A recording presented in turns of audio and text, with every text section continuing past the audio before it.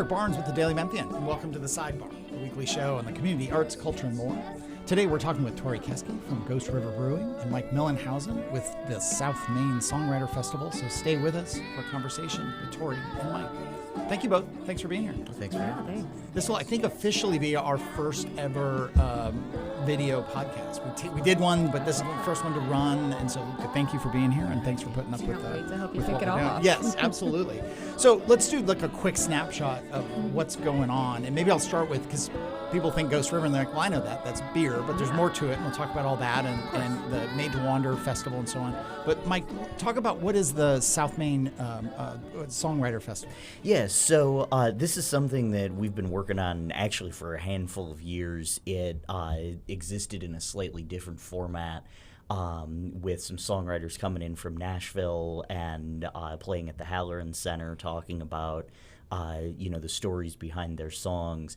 And it came up. I'm on the board for the South Main Association, and with that, somebody had brought up, hey, why don't we do a music festival? And so our president, Mark Lauterbach, came to me, because I'm also a musician, and said, hey, is there a way that we can make this happen? So we kind of revamped it a little bit with an emphasis on local singer-songwriters. There are a couple that are coming in from, Jonesboro and Nashville and all of that, but the main gist of it is local singer-songwriters. And so I worked with, like I said, Mark Lauterbach through the South Main Association, and then Mark Parcell, who is the president of the Memphis Songwriters Association. Let's do the dates real quick, and then I come back and talk through kind of the format, and it's all over downtown, and it's a very cool thing. But the dates are? Yes, so the dates are Saturday the 13th of June, and then Sunday the 14th of June. And we'll circle back to that. But Tori, so we'll talk beer eventually. Yeah, we'll talk the brewery. Beer's always there. We'll talk the tap room. Yeah. We'll talk about the expansion and all the good stuff you have going on there. But why don't we start with the Made to Wander Festival and what that's all about? Yeah, so the festival's going on this weekend and next weekend, so the 12th through the 14th and the 19th through the 21st, and overlapping with the South Main Singer-Songwriter Festival. So there's this exciting collaboration up and down all of South Main to really emphasize the Memphis music scene and opportunities within the local community and businesses along South Main. And people can go, where should they go for we'll talk through some of the bands and the lineups and stuff, but where should they go to get, a good list of what's happening? So our website has an entire page dedicated to it. That's the Made to Wander Fest. You can also look at our social medias, Instagram and Facebook, for South Main. There is a South Main Songwriter Festival page that is still a little bit under construction, but that's on Facebook. And so you can look there. There's a general gist of what's going on the South Main Association website as well. Yeah. So you can check that out as well. But our Facebook page is going to be probably the best bet as we solidify the lineup and all for of that. Both these, are they ticketed? Are they just wander in and how's that all for people planning to go? Are they kid friendly? Are they dog friendly? Like Great question. And it's all these different venues. Like I'm looking at some of the people. This is just for there's stuff at Ghost River downtown. There's also on South Main, but there's stuff at Slider Inn, there's stuff at Laughlin, there's stuff at the Memphis Farmers Market. So it's just to give people a sense of it's all over the place in a good way. Yeah. Yeah. So Made to Wander Fest and I believe South Main Singer-Songwriter Fest it's completely free for viewing the artist and coming in to enjoy the music. For our festival, it's all day, kid friendly, dog friendly. Yeah. As long as, on leash. Sometimes we want the adults on leash too. Yes. Just kidding. So the but kids on leash. Dogs on leash, I'm a kids parent, on leash. I can say it. As long as everyone keeps everyone safe so we can all enjoy music and not have any ER visits. That's always kind of my big thing. Quick way to ruin a party is an ER visit, So, but yeah, family friendly, dog friendly. We have a dog menu. We have a little bit of something for everyone. We have non-alcoholic beverages. We do mocktails. We have a full kitchen, and I think that's also the beauty of the Singer-Songwriter Fest is having it at different locations. Yeah, absolutely. You can find a little bit of a pocket for everybody to enjoy. Yeah, and we definitely want families to come out and for the South Main Songwriter Festival, and that's why we're kicking things off at the Farmers Market with Bill Shipper, who does kids' songs. original kids songs, and but he's got some for the older crowd as well. So a little something for everybody. And in thinking about this, there are this is a very family-friendly, kid-friendly event. There are just, maybe a couple of venues here and there, like Ernestine and Hazel's. I wouldn't necessarily take my kids there, but Teach Ghost young, River, exactly, but a place like Ghost River or Memphis Filling Station, MFS Brewing, that is, the MFS is run by educators, and so even though it's a brewery, they've got Coke and Sprite and all this stuff.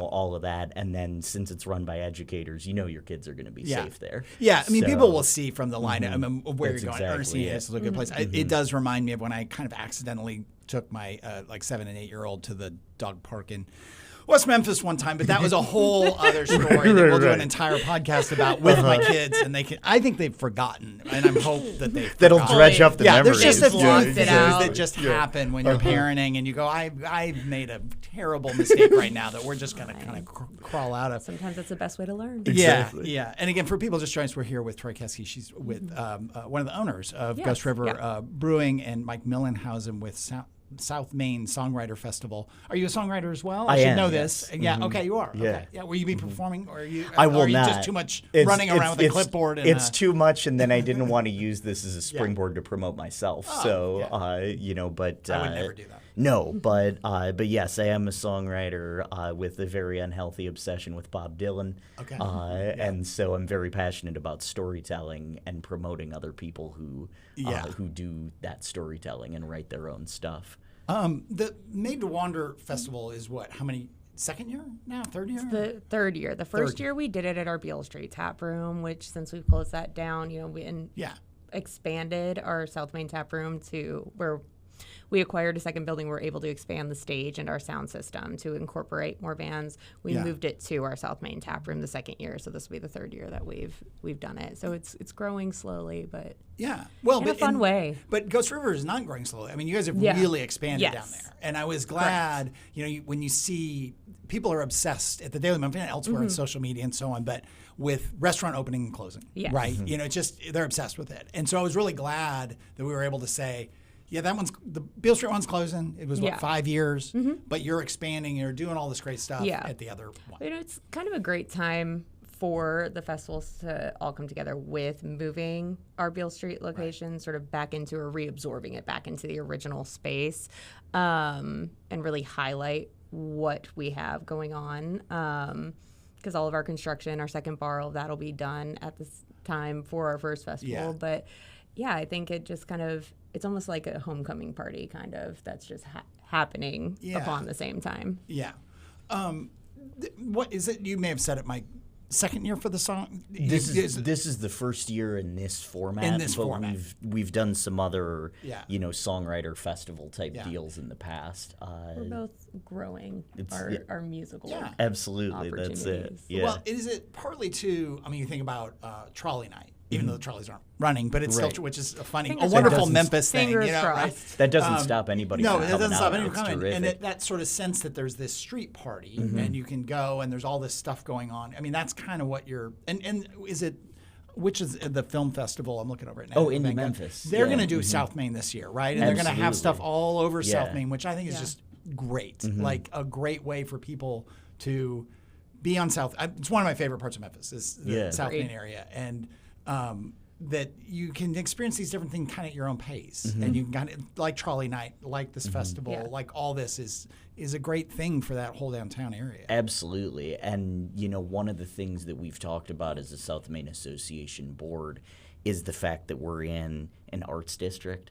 But a lot of that, as you see, visual art, there are murals. We're trying to get more.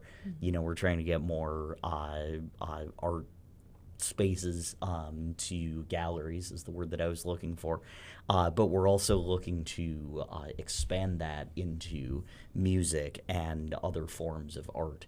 and really have something for everybody. So having that Indie Memphis Festival is just another step in that like this is all kinds of art that you can think of, and that's what people need to think of when they think of South Main. We did a show some months ago with the head of Indie Memphis. It was great. People can get that in the archives of Daily Memphian or wherever you get your podcast, wherever you get this now video.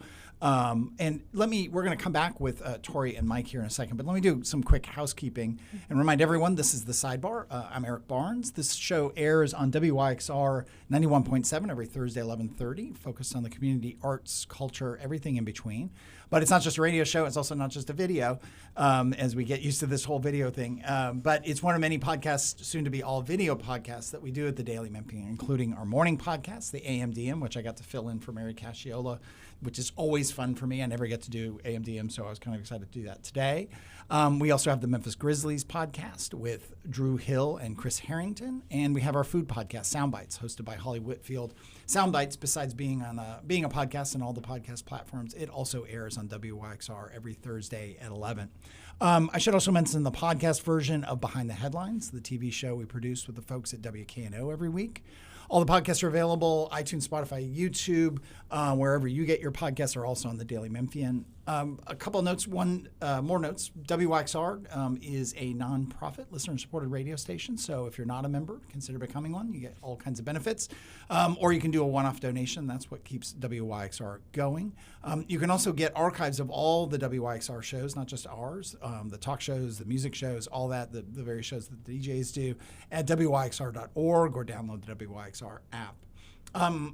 If you're not a paid subscriber to the Daily Memphian, do consider becoming one. We are the largest newsroom in the Memphis area, about 40 folks, plus a whole lot of contractors and freelancers and contributors.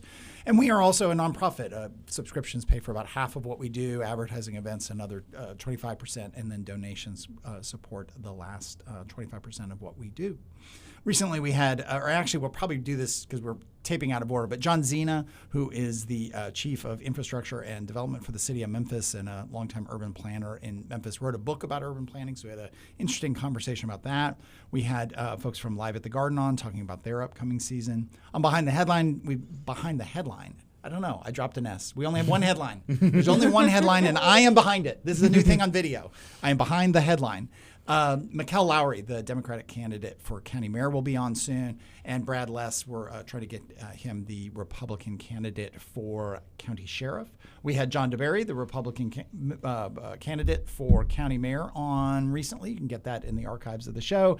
And we also had Anthony Buckner, the Democratic candidate for county sheriff, on recently. And we'll have other shows coming up on Behind the Headlines soon. But we are here with Tori Keskey from Ghost River Brewing and Mike Mielenhausen with South Main Songwriter Association and the South Main Association Board and a songwriter in your own right.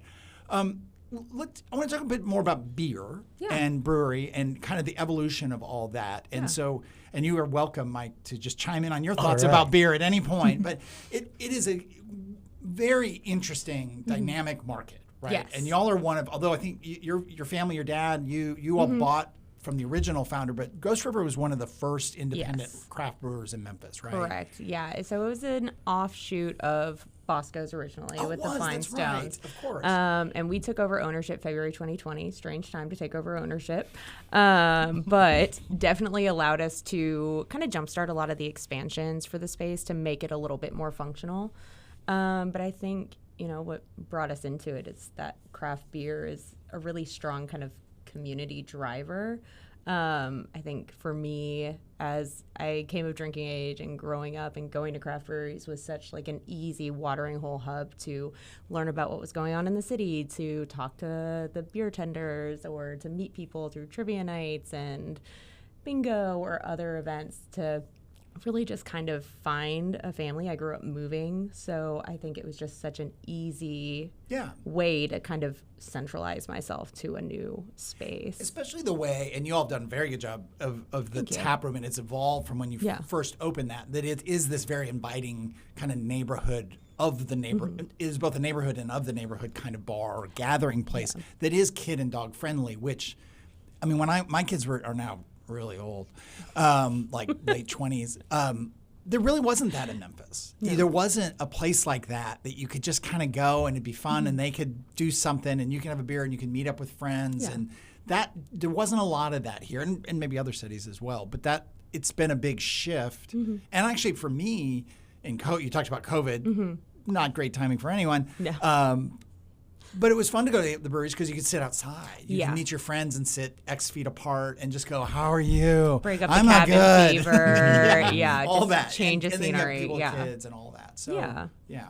It is nonetheless a hard business, right? I mean, beer Yes. and craft beer has gone Consumables boom in and general, bust, boom you and know, bust. Yeah, big yeah, waves. It's kind of an interesting time in the craft beer market. But I think, what I'm glad to hear is that you're noticing that feel that we've been striving for from the start of it being welcoming and family friendly. Our big thing that we always tout is that we want it to feel like a block party or a backyard barbecue at all times. So I think expanding with the partnership with Old Dominic, offering the full bar, being able to have a space now where we can have a full kitchen makes that a lot easier and accessible for people to come in and join, and then having various events to kind of satisfy community interests, like our Plants and Pints meetups and things like that. One more thing on beer, like I remember so I grew up in south of Seattle, and when I was going to college a long time ago, Prime hops region. It was massive. Everywhere I'd come home for spring break or summer or whatever, and there'd be 5 or 10 more local beers,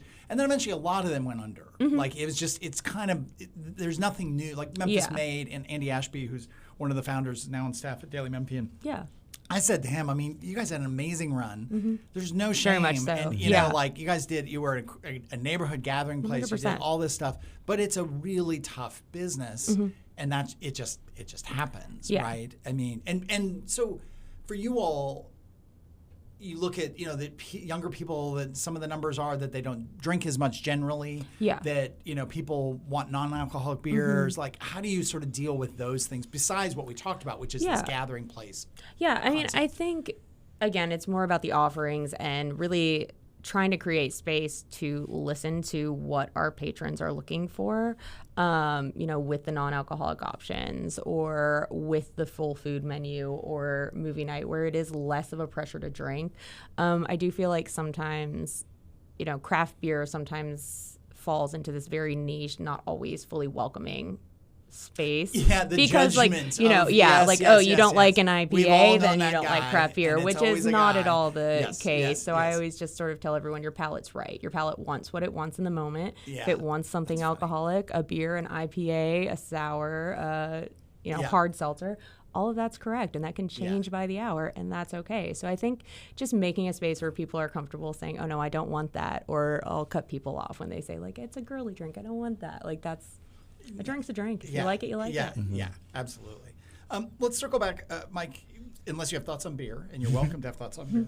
But let's talk about some of the acts, some of the artists who will be, again, on June 13th and 14th as part of South Main Festival. Yeah, we have 27 acts, so I need to, get this all straight here, consulting my notes. The list people can get if they search. Exactly, they search for, there's a bunch of different lists on the South Main Association site and so on. Sure. Highlight a few of them. Yeah. So, like I said, the one that I'm very, very excited about is Bill Shipper. He is just so much fun, good with kids, and actually through COVID did, kids live streams. And so I would watch him every Sunday and whatever for the kids and kids at heart. And so he is one of them. We've also got 3 members of the Memphis Songwriters Association. Rice Drury, who has been with MSA for probably 30 years or more. And then Paul Crum, another one, longtime member. So those guys I'm really excited about. And then we have Dennis J. as well. He's another MSA member. The last person that I want to mention, I'm actually wearing his shirt, and that's Graham Winchester and Turnstiles. So he and Seth Moody have this duo. And the thing about Turnstiles is that they are, a garage rock duo. and they just both love music and they love performing, but then they also love Memphis. And so every single show that I go to of theirs, they were actually just at Riverbeat, and every single show that I have gone to of theirs, they pack the place out. And that's because they really care about their fans. They really care about, you know, the locals and putting on a good show, but also being good people and good historians of Memphis music. Yeah.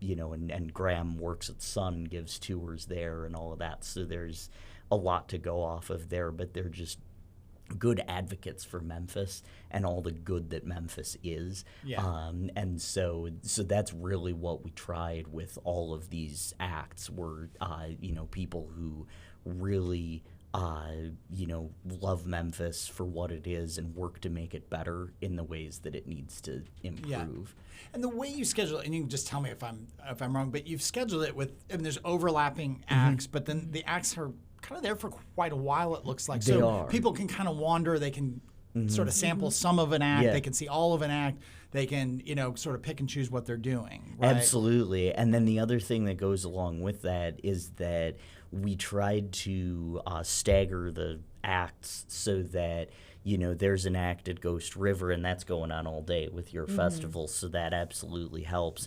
But then, you know, right around the time when Made to Wander kicks off on Saturday, there's another act at Mama's. And so you can go to Made to Wander for a little bit. You can walk across the street to Mama's.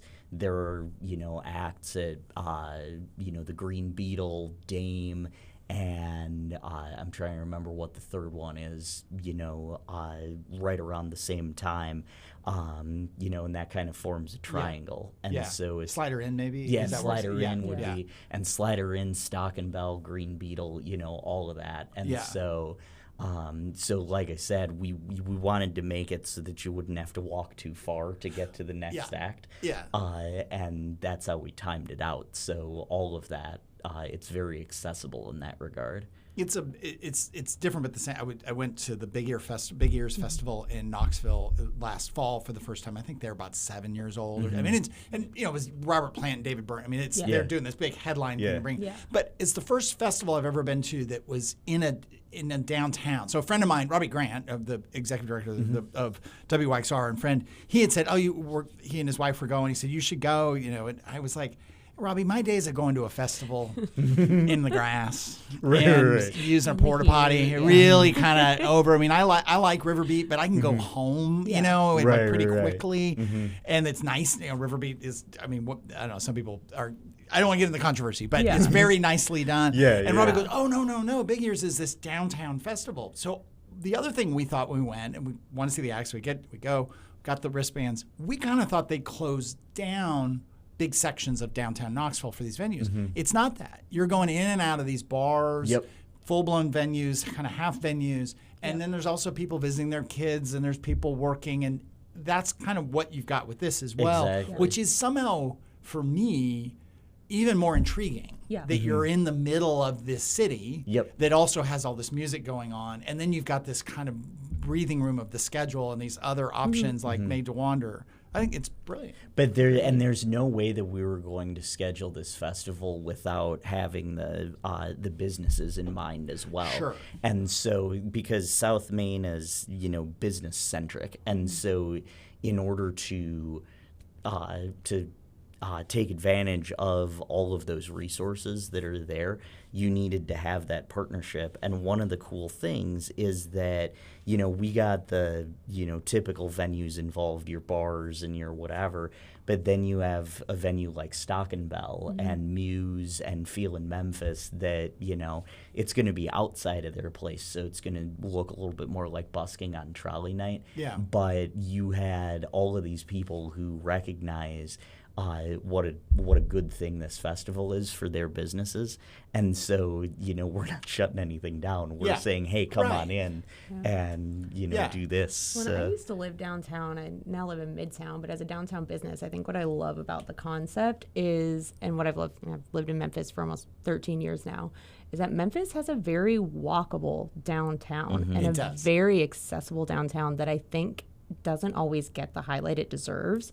And I think this is such a fantastic jumping off point for people to come out and see what they can do even outside of the festival and really experience what the South Main Arts District has to offer. It's a great point because Memphis as a whole, because it's so big, I mean, geographically gigantic. 100%. There's just, it sprawls out and it becomes not walkable. And some of the areas, I mean, I always pick on, where our office is in Clark Tower, and it's a very nice office.